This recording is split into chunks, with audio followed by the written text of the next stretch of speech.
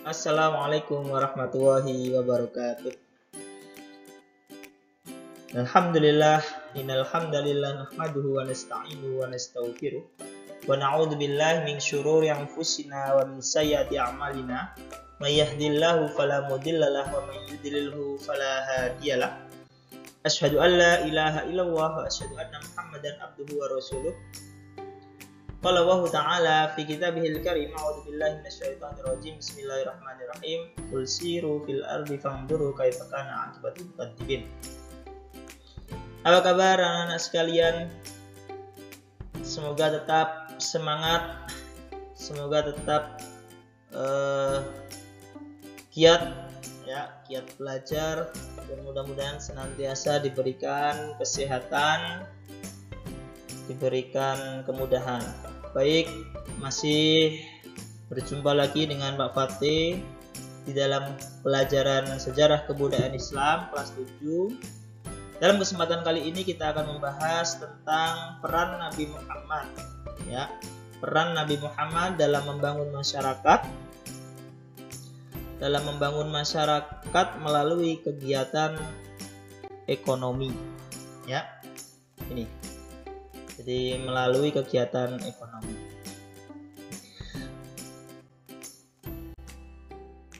Baik, membangun masyarakat dalam kegiatan ekonomi, ada beberapa hal yang kemudian dilakukan Nabi Muhammad ketika berada di kota Madinah.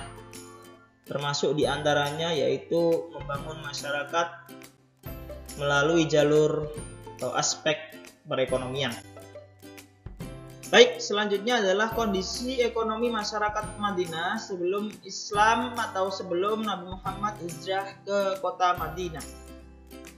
Yang harus kita ketahui bersama bahwasannya Madinah ini berbeda dengan kota Mekah, Jadi Madinah ini tanahnya sangat subur. Bahkan banyak air yang terkandung di dalamnya, dan beragam tanaman pun mampu tumbuh subur. Bahkan Madinah pada waktu itu menjadi tempat persaingan antara orang-orang Yahudi Nasrani di dalam hal sektor perekonomian. Bahkan bidang politik pun di tempat ini atau di kota ini menjadi fastabiqul khairat atau berlomba-lomba di dalam memajukan bidang politik dan ekonomi. Termasuk menjadi kota Madinah termasuk menjadi jalur perdagangan yang luar biasa.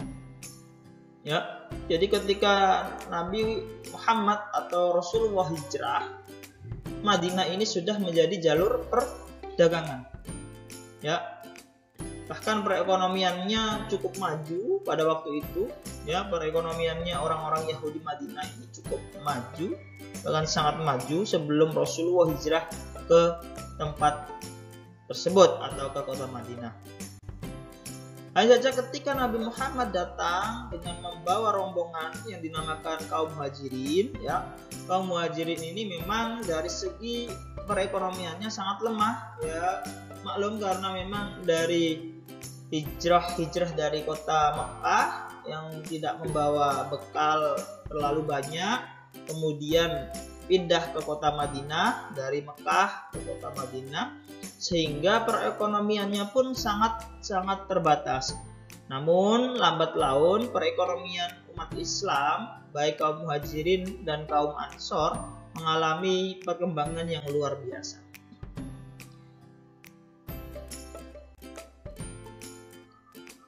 Namun apa saja yang dilakukan oleh Nabi Muhammad agar memajukan perekonomian? Yang dilakukan untuk memajukan ekonomi di Madinah, yang pertama Nabi Muhammad menerapkan istilah yang ada di dalam syariat Islam. Di antaranya adalah zakat.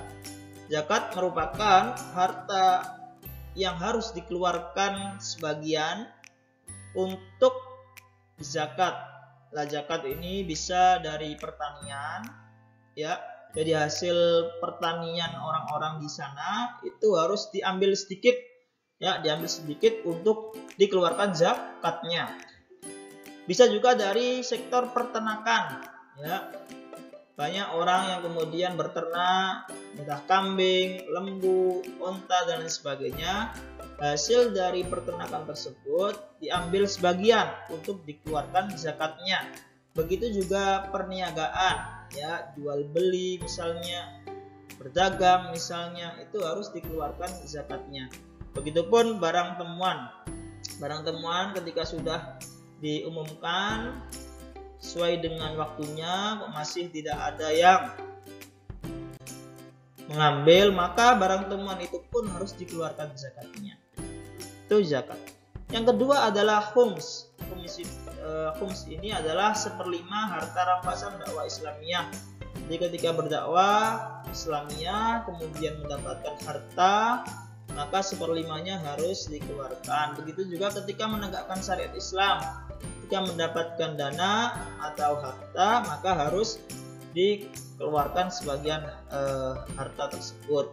Begitupun membina Ka'bah. Yang selanjutnya adalah jizyah. Jizyah ini merupakan pajak perorangan yang dibayarkan oleh non-muslim yang tinggal di suatu wilayah kaum muslimin sebagai jaminan perlindungan. Ini pun harus dibayarkan kepada negara yang mana nanti akan dikelola dengan sedemikian rupa. Selanjutnya yaitu kharaj, harta yang didapatkan saat sewa tanah, sewa kebun, ya, jadi harus dikeluarkan.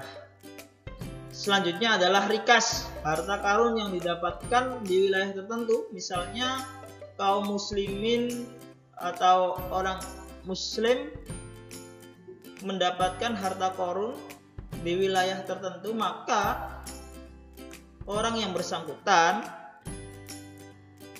harus mengeluarkan sebagian hartanya untuk disedekahkan atau untuk diberikan ke negara. Selanjutnya adalah amwal al-fadi'ah, harta dari orang muslim yang meninggal, tetapi orang yang meninggal ini tidak memiliki ahli waris, sehingga sebagian hartanya harus diserahkan atau diberikan kepada negara. Selanjutnya adalah wakaf, harta benda yang tidak bergerak dan biasanya diberikan kepada kaum muslimin, ya, untuk kepentingan umum. Jadi misalnya punya harta atau tanah kemudian diwakafkan untuk kepentingan umum, ini dinamakan wakaf. Selanjutnya nawaib, pajak yang dibebankan kepada kaum muslim dengan jumlah yang besar untuk menutupi pengeluaran negara selama krisis perekonomian atau krisis dari aspek kehidupan yang lain. Selanjutnya adalah kafarat, denda yang harus dikeluarkan kaum muslimin karena melakukan pelanggaran. Jadi kalau misalnya ada kaum muslimin yang melakukan tindak pelanggaran, maka hukumannya adalah harus membayar denda. Lantas apa saja, ya, kemudian pemasukan yang tadi diberikan kepada negara? Yang pertama meliputi untuk pembiayaan pertahanan.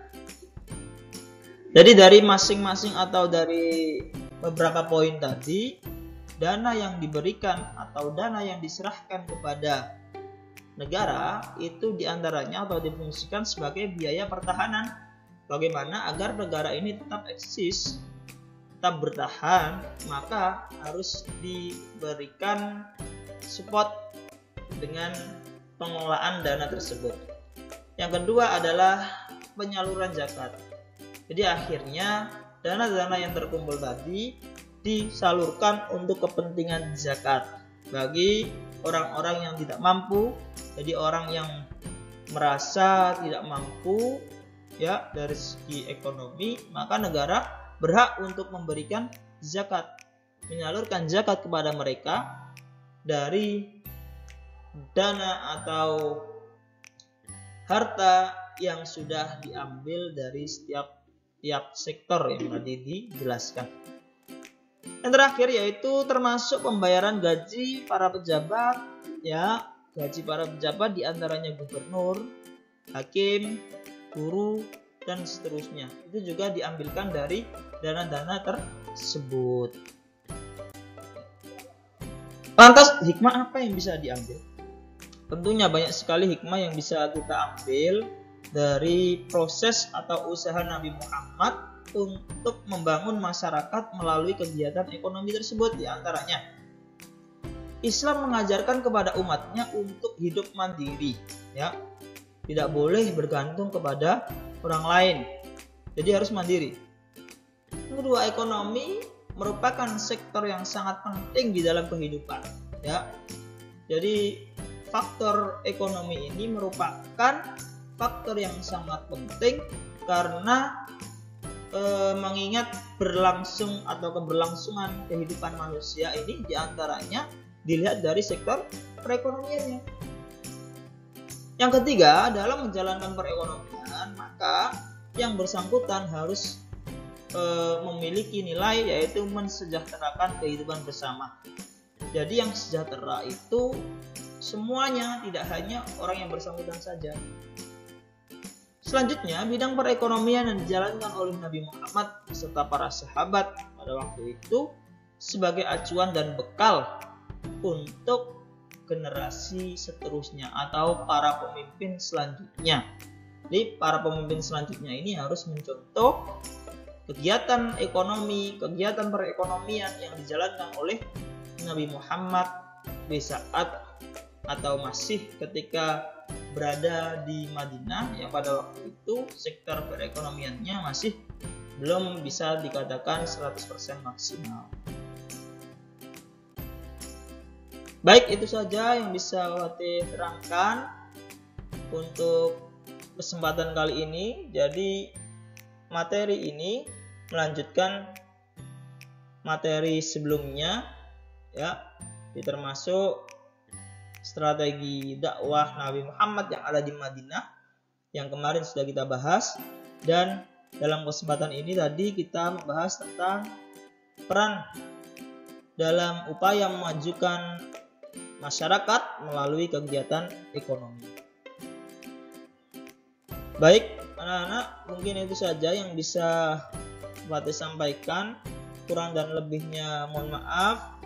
Mudah-mudahan yang sedikit itu bisa kita jadikan sebagai ibrah atau pelajaran, dan mudah-mudahan kita bisa mengambil hikmah darinya.